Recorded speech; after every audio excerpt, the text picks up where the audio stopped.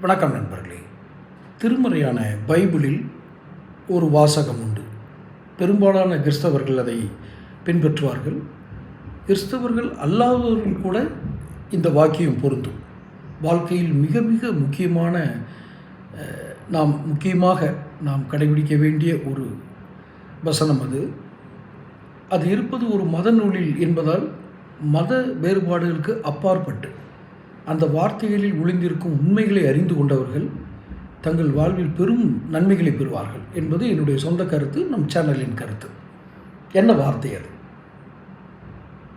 பெரும்பாலுமே நிறைய வாசகங்களை நீங்கள் கிறிஸ்தவ ஆலயங்களுடைய அந்த சுற்றுச்சுவர்களில் வெளியில் எழுதி போட்டிருப்பாங்க. அது கிறிஸ்தவ பள்ளிகளாக இருந்தாலும் சரி, கிறிஸ்தவ ஆலயங்களாக இருந்தாலும் சரி, நல்ல வாசகங்கள் எழுதி போட்டிருப்பாங்க.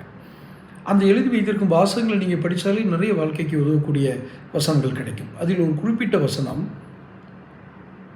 நான் படித்த பள்ளியின் அந்த பள்ளி சுவரில் எழுதி போட்டிருக்க வாசகம்,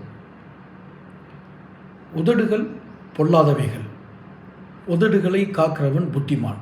அதாவது மனித உதடுகள், அந்த பேசக்கூடிய வார்த்தைகளை உச்சரிக்கக்கூடிய அந்த உதடுகள் பொல்லாதவைகள், உதடுகளை காக்கிறவன் புத்திமான்.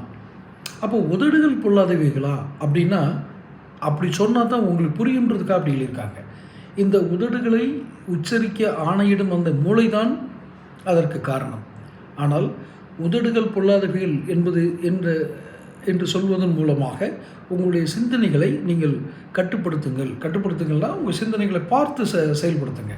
காரணம், உங்கள் எண்ணம் சிந்தனையாக மாறும், உங்கள் சிந்தனை சொற்களாக மாறும், உங்கள் சொற்கள் உங்கள் பழக்கமாக மாறும், உங்கள் பழக்க வழக்கங்கள் உங்கள் வாழ்க்கையை தீர்மானிக்கும்.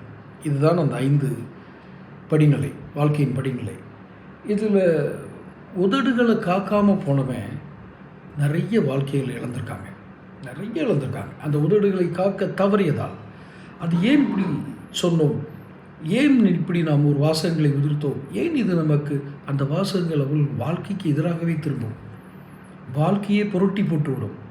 அப்படி புரட்டி போட்டுவிடக்கூடிய சக்தி வாய்ந்த வார்த்தைகளை தான் ஆதவ அர்ஜுனா, தாவேக்காவை சேர்ந்த ஆதவ அர்ஜுனா உச்சரித்து விட்டார்.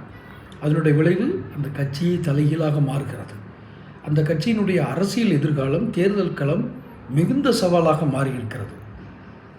அவர் விஜயனுடைய தந்தைக்கு கேட்கிறோம், இந்த வசனங்களை உங்கள் மகனுக்கு நீங்கள் சொல்லி வளர்க்கவில்லையா? கவனமாக இருந்திருக்க வேண்டாமா? ஆதவ அர்ஜுனாவும் ஒரு கிறிஸ்தவர் தான். ஆனால்